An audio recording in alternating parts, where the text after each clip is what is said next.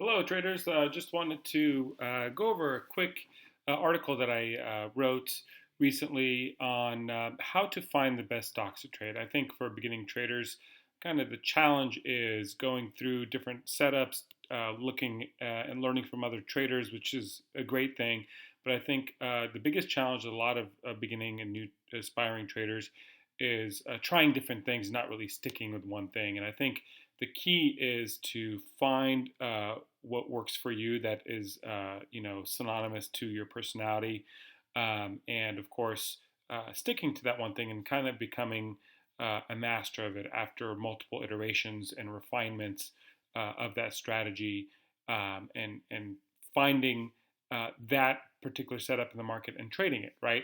So what I typically have done is narrowed it down to several factors, right? Identifying market cap or market capitalization, identifying the float, um, finding volume in a particular setup, and then, of course, making sure it has some sort of news or catalyst that's attracting a lot of traders to that particular stock, and then honing in on a key pattern, or using technical analysis to identify volatile price action. Okay, so let's talk about this. What we want to do every single day is really just focus on, like I said, one or two setups, and find the highest probability setups for that particular trading session. Okay, so we kind of talk about how to build this watch list on a daily basis, but one of the key factors I look at is market capitalization. Basically, it's the total value of the company in relation to the total number of outstanding shares issued by that company, right? So I like to look at anything between 300 million to 2 billion shares. Really, the lower end of that spectrum, even less than 300 million, is um, uh, something that's very attractive, because the smaller companies value, the higher likelihood of increased volatility, and volatility is the likelihood that a price can move, right? I also like to look at the float, right, and particularly low float, so less than 100 million shares. Lower than 20 or 50 is even better, right? Because again, with a low market capitalization and a low float, um, you know, any type of volume could really, increase that price and create that volatility that we can trade off of, right?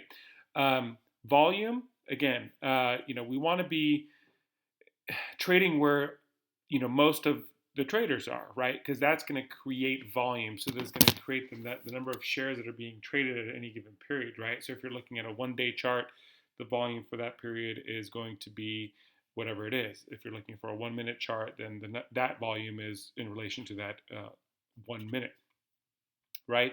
So volume, increased volume with a low market cap and a low low float can really create that the volatility that we need. Now, we also want to have some sort of news or catalyst, right? Because if there's some sort of positive news, traders are going to be attracted to it, and if they start trading it, that's where the volume is going to come in, right? So you want to be looking at earnings winners, contract winners, any type of merger or acquisition news. Maybe a CEO joins a company or leaves a company. The CEO leaving a company could be positive if the CEO was bad and detrimental to, the company's financials or bottom line. So you could really look at news or some sort of catalyst moving that particular stock. Should be part of an indicator that you would throw on a watch list. And then, of course, chart pattern. I like to trade the ABCD chart pattern. Um, Please go to this article, click on this link right here to watch a video on that, or go to my other articles on the website and either read about it or watch videos on it. The ABCD pattern is one of the easier patterns, easier setups, and it's good for beginner traders to identify and start building and honing in on that setup. And then, of course, price action, right? So price action pays. If the stock is not moving, you're going to be stuck in it. You're not going to make any money, or potentially, have any type of risk in that trade.